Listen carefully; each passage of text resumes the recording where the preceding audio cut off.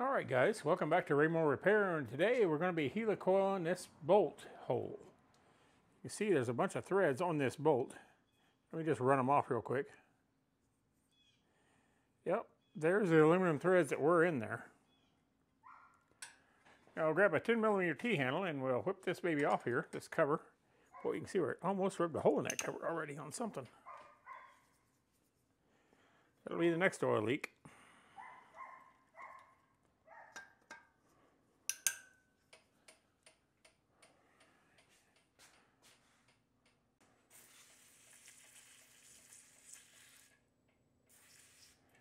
Try to get as much stuff out of it as possible. We'll hit it with a little compressed air to punch the rest of it out of there.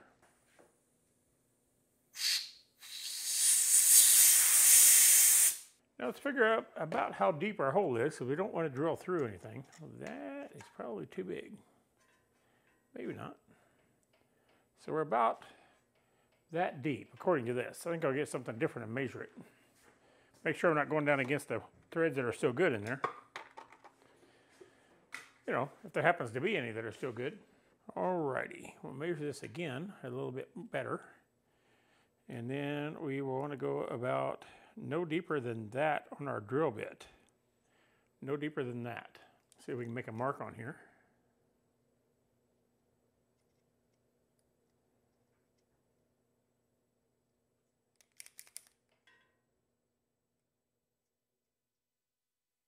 Yeah, I think I'll put a piece of tape around that. I'll be right back.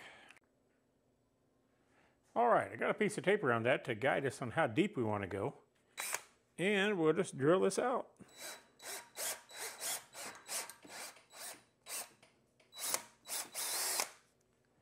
That'll be plenty deep.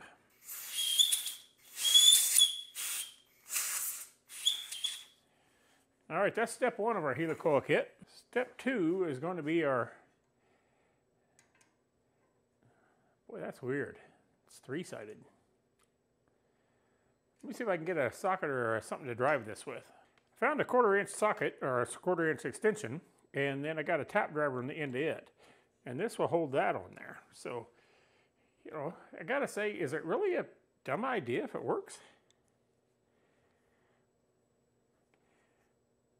Because I just don't know if this is gonna work at all. This is like this is not a helicoil brand. This is the super cheap brand. Thought I'd try it out. And if you don't know what brand it is, just go to Amazon and buy the second cheapest one you can find. One about $12.50 for a 6x1 helicoil. And you'll have exactly what I got.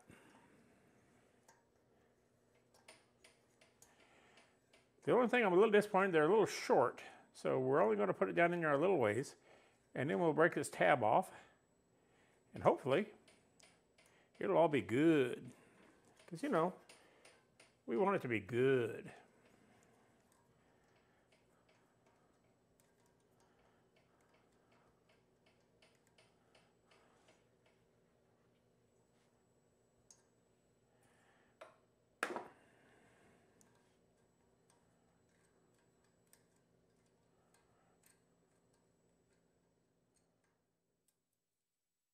All right, we'll give that another little plop with the air gun.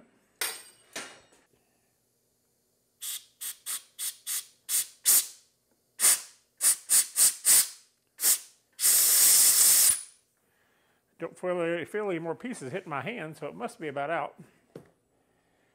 It's a fairly clean hole. Then we'll take, is that hose in your way? But my hand's in your way even more.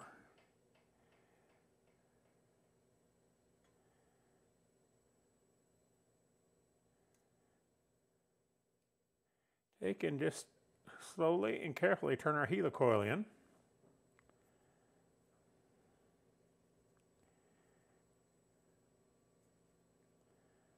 I want that down below the surface just a bit. Oh, that's pretty good.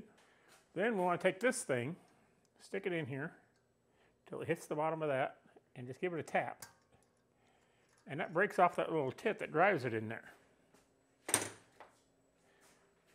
Let me get a fresh one out. This is a helicoil that we're using. See if we can actually get this to do its fancy focus thing. This is the helicoil we're using, and this end goes in first. and it's got a tab that you break off, and that just leaves the threads. So it's kind of like that. See if we can get the air balloon gun to shoot that little piece out of there. It may come out, it may not. I don't really care one way or the other.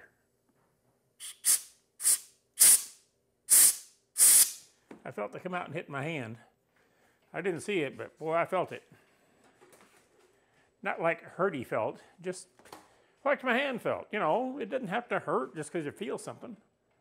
All right, now then, we should have threads to screw a bolt into. Oh, look at that. I would say that's pretty good. Let's go ahead and check our valves while we're here.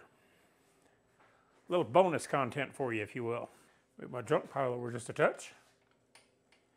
We'll rotate this over nice and slow. There's top dead center, I can tell you that now. Our exhaust valve's going down. There's our intake going down. I want to go just past that.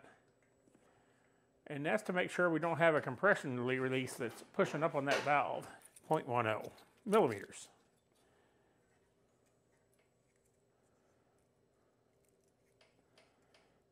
And she is just a twidge biscuit tight, that's for sure.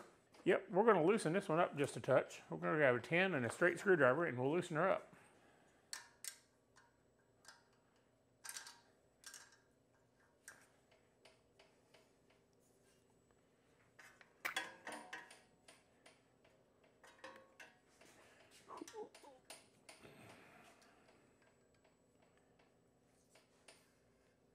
That's probably enough.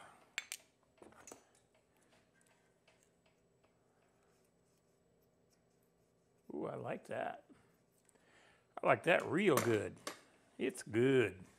All right, let's check our exhaust here. She's a bit loose.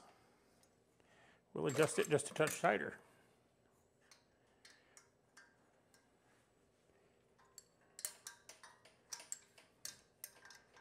This one I'm adjusting to 0.18 millimeters. I'm not 100% sure that that's the actual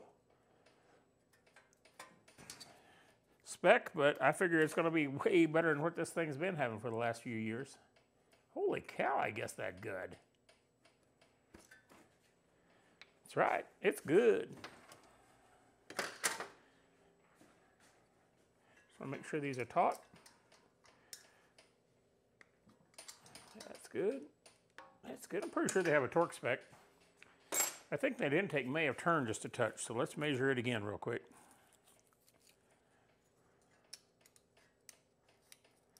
Nope, pretty stinking good still. I like it. Stuff works. Boy, I do like it. All right, I'm going to clean this up and give her a fresh coat of copper coat because I don't have one of these. And we'll stick that in. All right, let's give this just a little cleaning. Because, you know, cleaning's good.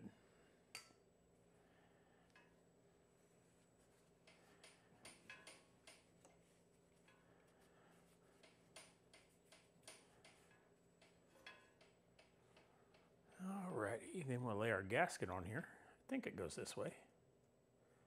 Nope, it goes this way.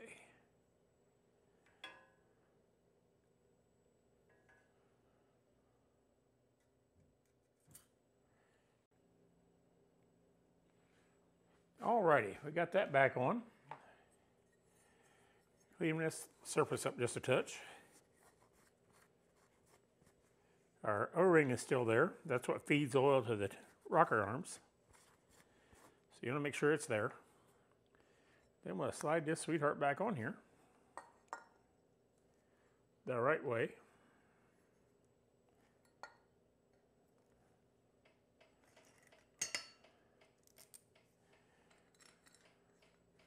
Bolt in where our new threads are at. Feels good. I think the helicoil thing might have worked.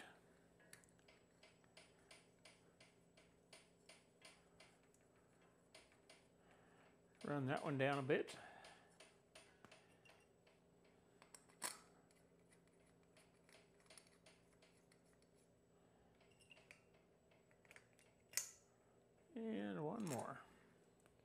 Grab our 10T handle.